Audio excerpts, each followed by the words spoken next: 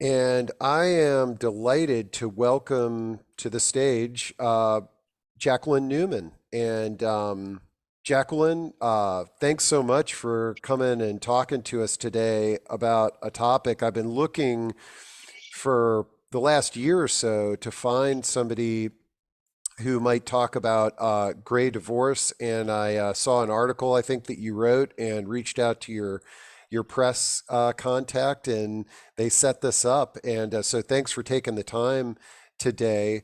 Before we dive into the discussion, let's get to know you a little bit better. Tell us a little bit about your background and what led a little bit about your career path. Sure. Well, first, thanks so much for having me. So I am managing partner of Brooklyn Bacher Newman and Shine. We're a matrimonial law firm in Midtown Manhattan, and we also have offices in Long Island and Westchester. And I actually always wanted to be a matrimonial attorney, which is kind of bizarre, considering there's no divorce in my family, actually, if you go like 4 or 5 generations back. But my parents were both psychotherapists, and the big family joke was I was too aggressive to be a therapist. And so I've always enjoyed it. And this is really, I put all my eggs in one basket. When I was in, actually, even in college, I worked for a matrimonial attorney. And then when I was in law school, I only did matrimonial law. And my professor, one of my professors, I went up to him at the end of class and asked if he was hiring. And he has now been my partner for the last 20 something years. Oh So I've man, actually, yeah. what an interesting story. And then the book that you recently wrote, The New Rules of Divorce, tell us a little bit about how that came together. So I decided to write the book because I feel like when I have divorce consultations, people always ask the same kind of questions. And a lot of people have a lot of, misconstrued ideas of divorce, of the process. And I felt like it was just going to be very important to inform people. And, look, consultations with attorneys are expensive. So my thought was that it would be much less expensive for them to first read a book, orient themselves, understand the process a little bit, understand some of the psychological components to it. So they're just in a position to decide, first of all, if they actually want to get divorced. And if they do, the best process and the best way to go through it. So I hope the book helps a lot of people. Excellent. And okay, so what connected us is the topic of gray divorce. And we've got a community of older adults, family members, and then providers that work with a wide variety of older adults in different capacities. And um, over the last few years, on some of our discussions, the topic of gray divorce has come up. Quite frankly, yesterday, our most popular discussion topic on these discussions is solo aging. Is that hey, I'm widowed, I'm divorced, and now I'm living alone. But what I also hear a lot of is this topic of gray divorce. There's usually one partner, I think, that sort of gets hit with a left hook. It's a surprise. I've been with my partner for the last 40 years. We got our habits and this, that, and the other, and woke up one morning and now that's not happening. So, uh, tell us a little bit about, this topic and what you've seen and maybe some guidance that you could give to folks. And I think a lot of the folks that are either tuning in live or are going to hear this recording, they may not be going through the gray divorce themselves. I think this is one of those topics where friends, family, and advisors are need some tools to help their clients. No, absolutely. So, I mean, there's a lot of things to unpack there. But basically, the issue with gray divorce is that, as you said, a lot of times people have gotten to their patterns. They've kind of just assumed they may not be in the happiest of marriages, but they've gotten into routines. And inertia is a very, very strong thing. And so a lot of people, what I see is that, in the beginning of a marriage, you're building your lives together, you're building your businesses, you're building your careers. And then you get into what I always say, the business of raising children. So everybody raises children, and the marriage very often at that point, and unfortunately, people lose track of the actual, the husband and the wife, or the wife and wife, or whatever it is. They're that component. As I said, they're really, really focused on raising their children. All the topics of conversation are about children. All of this, that's all people talk about. And then when the children go to college, they kind of sit at the kitchen table and they look at each other like, so, because they really haven't spoken in the last 20 years. And that really, but you still kind of are involved. And then there are grandchildren that come in, so they become the topic of conversation. But what ends up happening very often is that people kind of wake up at one point and they're like, I don't know if I want to be with this person for the rest of my life at this point, even though years have gone by and they've shared a life together. But they think about, now I'm entering a different stage in my life, and I'm entering a stage that, maybe we don't get along and we haven't grown together. And, things that I thought were so cute before aren't so cute now.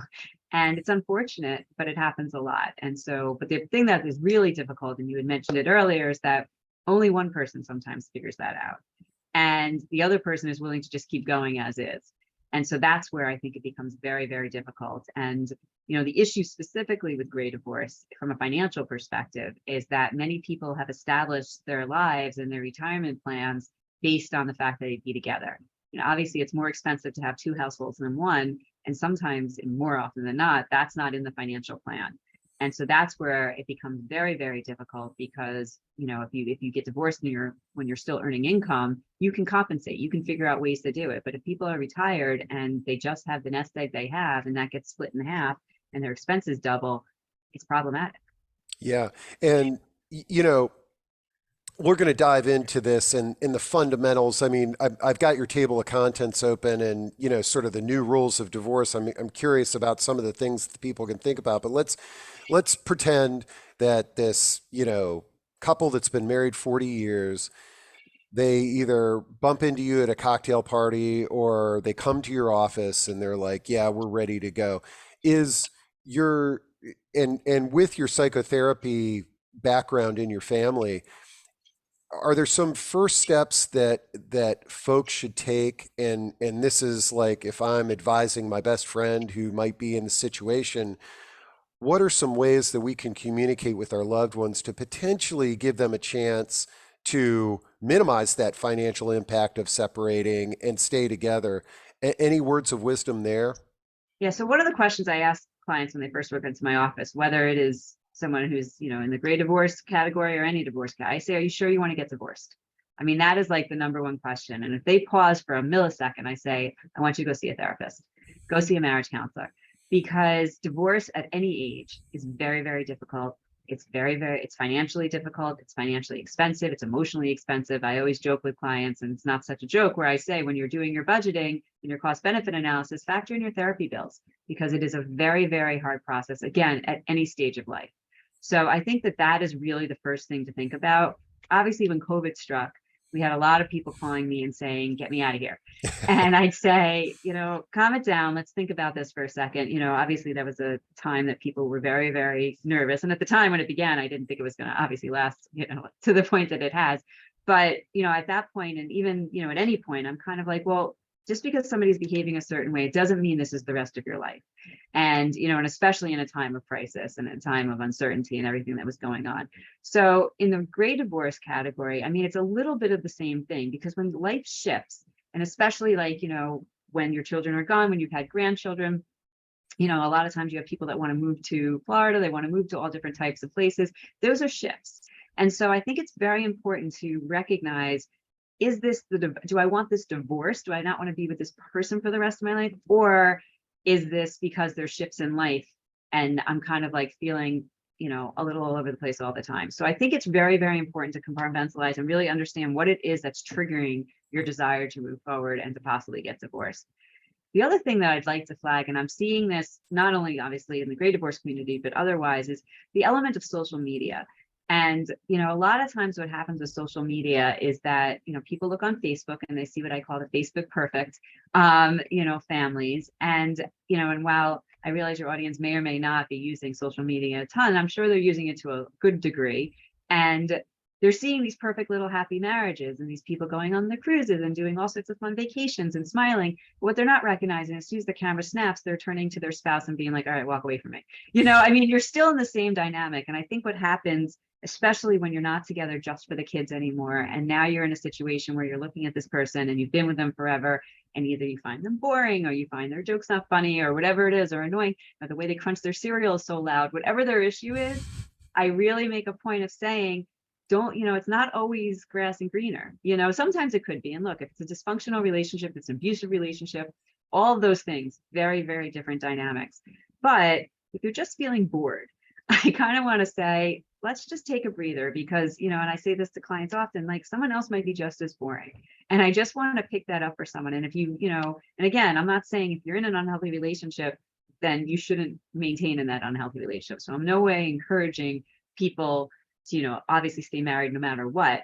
But I am saying that, divorce is not always the answer, and which sounds a little counterintuitive considering that obviously affects my bottom line. But I very much am not looking for people that are really have a chance at saving their marriage. I love it. Let's see. Emily has her hand raised. Sometimes people do this by mistake, but Emily, she dropped her hand there. Okay. So, I, Sorry. oh, Apology. oh no, that's okay. Um, okay.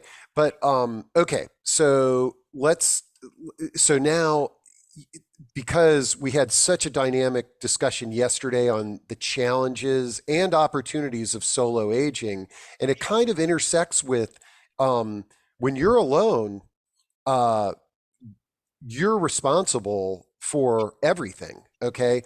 Which is empowering because you can, as one of the attendees yesterday said, you can eat ice cream for dinner, probably can't do that with when your husband was around, or your wife was around. So the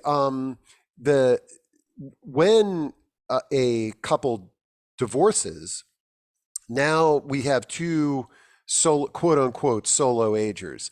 Um, One of the things I get a lot of calls, as you probably saw when I did the intro. We help a lot of people with making the decisions for senior housing. And so I can't tell you how many times I get a call and it's from somebody who is trying to help their ex-husband or their ex-wife. Is that, just because you're getting divorced, and probably even more so if you're getting divorced in your 50s, 60s, 70s, it's not like you're just going to walk away. You're still going to be pretty connected. Have you seen that with your clients? Absolutely. I see it at all stages of life, but absolutely. And especially, if you share a family.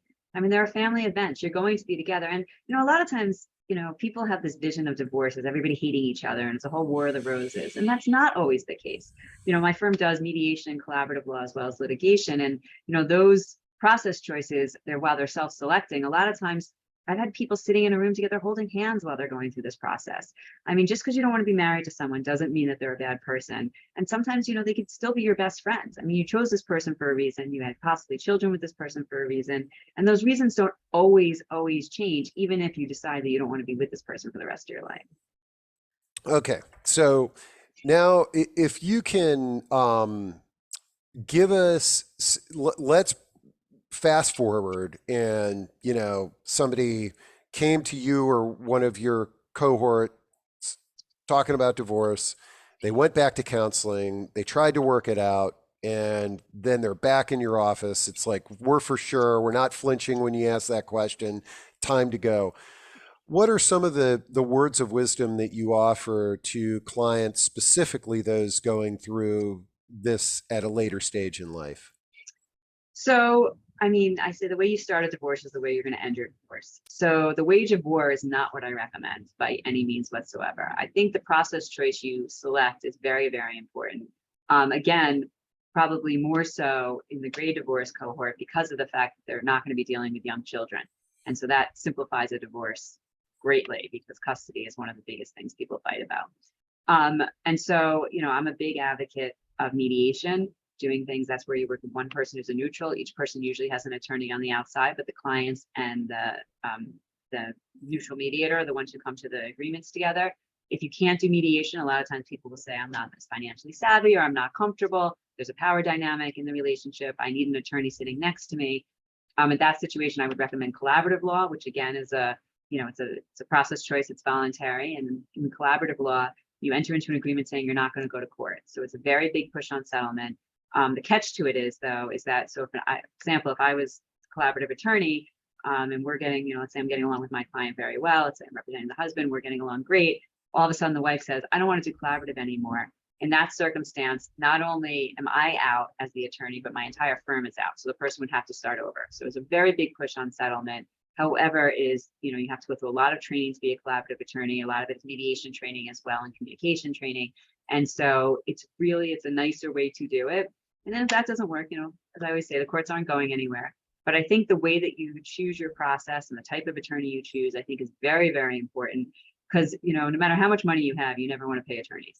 So I really do advocate that, people, especially when they are going to be living either on some sort of fixed income or their assets are fixed, you just need to be very cautious about how you're spending your money. And so I think spending it on the proper process choice is a very wise move. And let's kind of dive into the money aspect of this because, as you had said earlier, here we are, nearing or maybe in retirement, and this could really be uh, challenging for both couples. And I've read lots of articles about how, I mean, again, not to, but there seems to be statistics that women financially going through divorce at later life are greatly impacted. What are some thoughts on the financial aspect of this that you might offer? Well, I mean, again, I think attorney's fees is number one. Beyond that, I think that, again, depending on the dynamics in the relationship and what roles people played in their marriages, I think, I see, not as often as I used to, but I still do see, women who might not be as financially savvy. They might not be aware of the finances in the same way. They might not have paid bills. And so part of the process in a divorce, and especially in a gray divorce, when you've been in this marriage for 40 plus years and one person had the role of really taking care of the finances, not only is it scary to think that now I'm going to be in charge of everything in my household and taking out the garbage and doing everything, and making sure that the light bulbs are fixed or whatever it is, things that you just didn't pay attention to.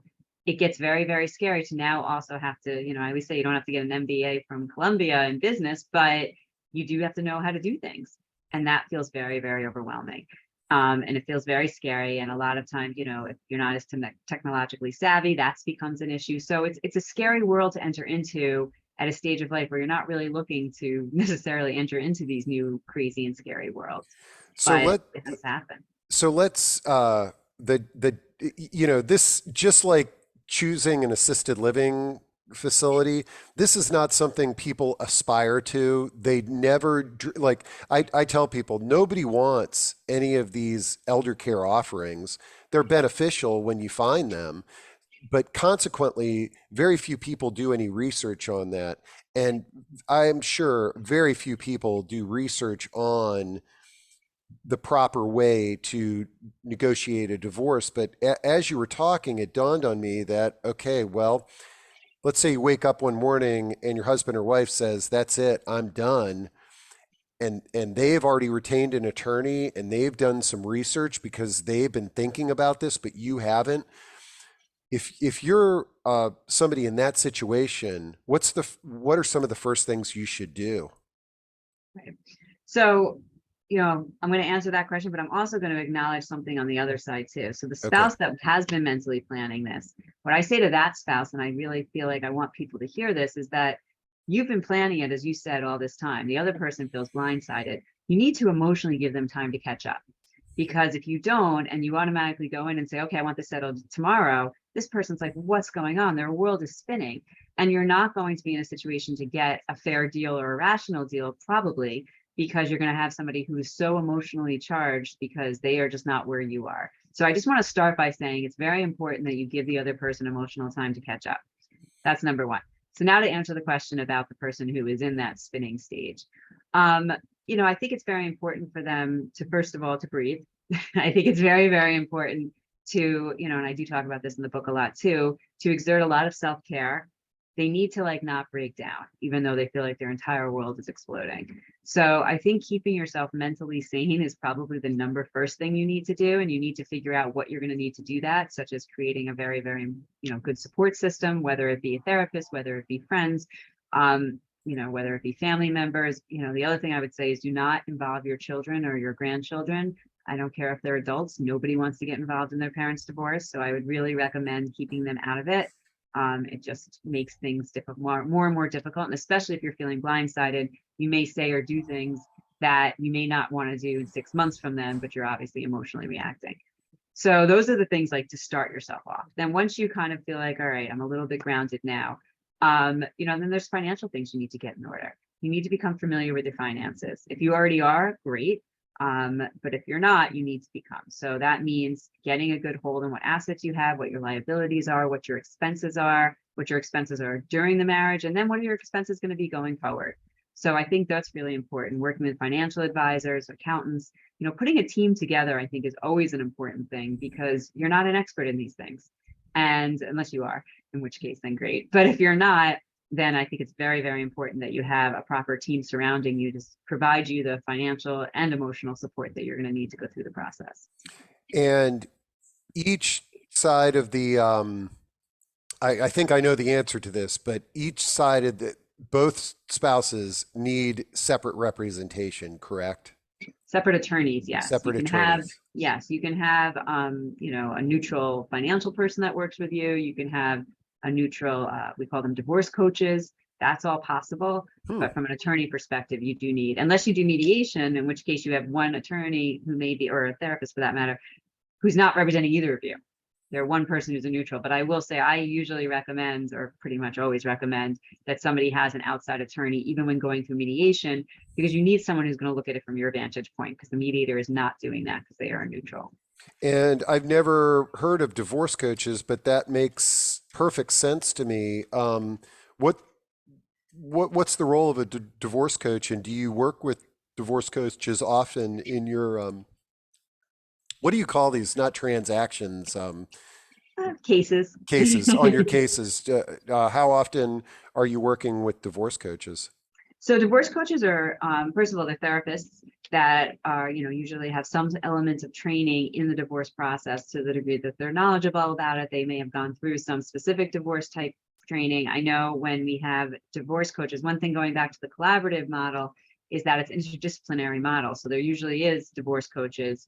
There are, child specialists, which probably isn't applicable to your audience. And then there's also financial neutrals. So if you have somebody who practices in the collaborative model, the divorce coach is going to be very familiar with with the process and what to be expecting of the clients and what to kind of be able to help them be able to also work with their attorney best. That's the other thing to think about. But do we work with them? Yes, I work with them very often. I find them to be incredibly helpful. A lot of times you need a translator. You need somebody, especially, in a collaborative model. That's what I call them. I call them the translators. And I've seen situations where I've sat there and I've saw one spouse say one thing and they turn to me and they say, can you believe what he or she said? And then you see the other spouse say basically the same thing, but using different words. And they're like, I can't believe they're saying that. And then I watch these divorce coaches be able to kind of be almost a thesaurus and kind of digest it, but present it in a way that is understand. Both of them will shake their heads being like, yes, exactly, when they're really saying the same thing. I But a love lot it. of it is who's saying it, Uh, that means a lot. that's a great resource, and I dropped into chat there for everybody. I found a certified divorce coach program where you can find some in your area if that's something. But I'm sure that all and you like to refer to yourself as as what kind of attorney? I say matrimonial, it's divorce attorney. Matrimonial I attorney. like the word matrimonial better. Yeah, better than divorce. Yeah, I like it Right. too. It sounds better. So I'm sure that uh, all your cohort can provide some referrals to divorce coaches in your area. Okay, Mhm. so I think I've got one other topic that I really wanted to dive into, and then anything that you think could be of help to our audience would be great. But this is, and I don't know if this is outside of your scope or not, but in I, I, there several times I've been in conversations with people that were given the advice that let's say one spouse has cognitive impairment, dementia, or something like that, where they were like, somebody told me that we should divorce because that will simplify qualifying for Medicaid or something like that. Do you ever run across that as a strategy? And or is this something that Yeah. somebody would need to consult with an elder law attorney? And That would fall in the elder law attorney category. Yeah, it's not something we deal with. okay, and you haven't had any elder law attorneys call you up and say, "Hey, I got this case for you because we've got to do this separation," or anything like that? Not exactly. I've had someone once want to talk about a post-nup for that reason, but it was actually probably a different fact pattern, really. But it was somebody who was going through something and they wanted to be able to protect certain things. But yeah, for the most part, it would be, if I got that phone call, I would send it out to an elder attorney to Now, advise on it. I'm familiar with prenuptials, but what is a postnuptial? So that's just an agreement people enter into after the marriage. Okay, all right, So great. they're not as popular. All right. Well, man, this is certainly a unique topic for us, but I feel a little bit better, and I know that our community is going to benefit from this resource just talking about it, because the amount of pain that people are going through when they're in this gray divorce process, it's like everything. You're not alone out there. There's resources like Jacqueline and divorce coaches and support groups and things of that nature. But any sort of closing thoughts or anything that you'd like folks to know who might be going through a gray divorce or thinking about it, that we may have not discussed today? I mean, I think we did speak about it, but again, I just want people to kind of stop and breathe and make sure that they're making the right decision. And I think that, and again, as you said, there can be definitely situations, and I do have a lot of couples, especially in the gray divorce cases, where they continue to vacation together, they continue to have family meals together and family, events together, but that doesn't always happen. And so I just would want you to think about that too, and think about the fact of being at, a grandchild's birthday party and feeling the tension in the room, and just a lot of things that can happen. And, I mean, hopefully it wouldn't, but you never want your children to be in a situation where you have to choose one or the other, and then you don't get to spend certain times with your family. So while I'm not telling, I really want to be very clear, I am in no way telling people to stay married if they're really, really unhappy and if they are really in a position, especially in any kind of abusive situation. But I do want people to think long and hard about whether they actually want to get divorced and really do, basically start their lives over again in a different capacity. So just think, that's what I really want to say. Think about it. And if you do want to move forward, that's fine. Then just line your ducks up and be smart and practical about it, and try not to spend a lot of money on attorney's fees. Yeah, and let me share a couple of resources here before we sign off. The first on this topic, I love Reddit, and not for valid information, but it's a great way to sort of get the zeitgeist of what challenges that people are faced with on a variety of topics. And when you type in "gray divorce" to Reddit, this is one of the things that you addressed here. But this is a real life person. She says, "Has anybody gone through a gray divorce? I'm in the middle of divorcing on a 40-year marriage, and my daughter, 35, refuses to talk to me about important issues. How did your adult kids react to gray divorce?" There's a lot of good sort of stories that are in there in this post, but it addresses one of the things that you brought up and you reiterated a couple of times is, you know, try to keep your kids out of this. This is not about them, even though it will impact them, but you can see where that can really affect your decision making. Um, and then the other thing that I wanted to share is the table of contents of your book. Can you see that, Jacqueline? I can, yes. Okay, yeah. The and your book, The New Rules of Divorce: 12 Secrets to Protecting Wealth and Happiness. It's available on Amazon, but you can see that she's really got it broken down into the 12 secrets here. Any of these ones secrets worth highlighting for our gray divorce audience? Well, I mean, the one thing I would say, so there are perks to divorce. When you talked about the ice cream in bed earlier, I actually referenced that as one of the perks of Oh, divorce. And I think I might have said like potato chips, but same idea. But yeah, I mean, there are perks because again, if you're in an unhealthy place and you feel like you could be really much happier in a different relationship or even by yourself, there are things that are nice. If you leave something, a cup on the table, it stays on the table the next day. And let's see, Susan asks, are there any statistics you can share about the gray divorce trend, and do you see this increasing? So I don't have statistics off the top of my head by any means on that. But when I say do I see it increasing? I think COVID had a large impact on a lot of divorce, as you can imagine. So it's sort of hard to know right now. I do feel like divorce as a whole seems to be feeling like it's increasing, gray divorce included. But I don't, I feel like this is a good question to ask in a year or two from now, where we don't have this artificial stimulus that's kind of impacting, I think, things. Great, great. I meant to ask you, you talked about you're a Midtown lawyer in Long Island. Where are you at right now? What city are you in right now? Right now, I'm in New York City. Oh, okay, well, ironically, I'm based out of Washington, D.C., but I'm right now I'm in St. James, New York, but my daughter is in an off-Broadway play this week, so I could have probably come to your office and done this interview. That's so nice, though. Well, Yeah. good luck to your daughter. Yeah.